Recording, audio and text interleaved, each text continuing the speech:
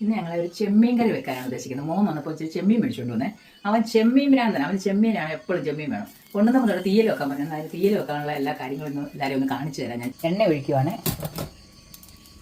കടുകിട്ട് കഴിഞ്ഞിട്ട് അത് പൊട്ടി കഴിയുമ്പോൾ തേങ്ങാക്കൊത്തി ഇടാം. അതിൻ്റെ തേങ്ങാക്കൊത്തിന് ഇച്ചിരി മൂപ്പുള്ളതുകൊണ്ട് തേങ്ങാക്കൊത്തി തീയലിന് ഏറ്റവും നല്ല തേങ്ങാക്കൊത്ത്, അതായത് നല്ല ടേസ്റ്റാണ് നമ്മുടെ തേങ്ങാക്കൊത്തിട്ട് ഈ ചെമ്മീൻ തീയൽ വെച്ചാൽ. തേങ്ങാക്കൊത്ത് ശരി ശക്കലിൽ ഒന്ന് തേങ്ങാക്കൊത്ത് ഒന്ന് നോക്കട്ടെ. എന്നിട്ട് ഇഞ്ചി ചെറുതായിട്ട് അരിഞ്ഞതിട്ടു. അതിൻ്റെ കൂടെ വെളുത്തുള്ളി ഒരു ശകലം, എന്താണെന്ന് വെച്ചാൽ ഗ്യാസിനൊക്കെ നല്ല വെളുത്തുള്ളി, അത് ഏത് കറിക്കും വെളുത്തുള്ളി വെക്കണം. നമുക്ക് തീയലിനാണെങ്കിലും ചേർക്കാം വെളുത്തുള്ളി. ഇത്രയും സാധനം ഒന്ന് മുക്കിച്ചെടുക്കാം. എന്നിട്ട് ഞാൻ നേരത്തെ തന്നെ അതായത് ചെമ്മീൻ എല്ലാം പൊളിച്ച് റെഡിയാക്കി അത് വെച്ച് ഞാനത് മഞ്ഞപ്പൊടിയും മുളക് പൊടിയും പുളിയും കൂടി ഇട്ട് വേവിച്ച് വെച്ചേക്കുക. ചെമ്മീൻ വേവിച്ചിട്ട് കൂടുതലുള്ള സാധനമാണ്, അല്ല നമ്മൾ മറ്റുള്ള മീൻ പോലെ അല്ല, ചെമ്മീൻ വേവ് കൂടുതലാണ്. കാരണം ചെമ്മീൻ വേവിച്ച് വെച്ചേക്കുവാണ്. ഇപ്പം ആ ഇഞ്ചിയും വെളുത്തുള്ളിയും തേങ്ങാക്കൊത്ത് ചെറുതായിട്ട് മൂത്തിട്ടുണ്ട്. ഇനി നമുക്ക് അതിലോട്ട് ചെറിയുള്ളി ഇടാം. ചെറിയുള്ളി ഇച്ചിരി കൂടുതൽ ഇടുന്നത് നല്ലതാണ്, അങ്ങനെ അത് പ്രത്യേക ടേസ്റ്റ് കിട്ടും ചെറിയുള്ളി കൂടുതൽ ഇട്ടാൽ. ചെറിയുള്ളിയും കൂടി ഇട്ടൊന്ന് വഴറ്റി എടുത്തിട്ട് പിന്നെ ബാക്കി കാര്യങ്ങൾ നമുക്ക് ചേർക്കാൻ പറ്റും. ഏകദേശം കണ്ടോ കളർ മാറി വന്നിട്ടുണ്ട്, ഒരു മെറൂൺ കളർ പോലെ ആയി വന്നിട്ടുണ്ട് ഉള്ളി. ഇനി നമുക്കിതിലോട്ട് കരിവേപ്പില ഇടാം. അത് 2 തണ്ട് കറിവേപ്പില ഇട്ടു.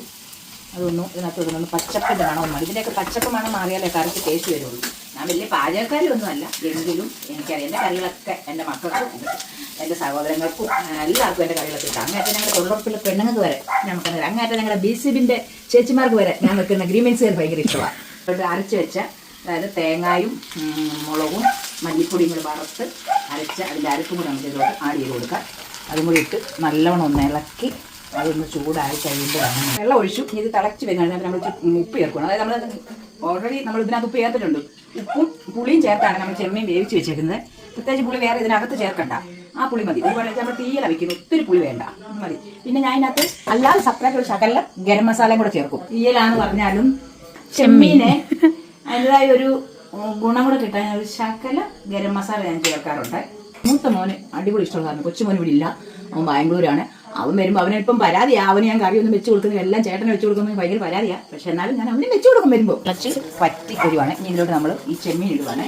ആയിട്ട് അരപ്പൊന്നും നല്ലവണ്ണം തിളച്ചൊന്ന് ഇതായി കഴിയുമ്പോൾ കറി റെഡി ആകുവാണ്.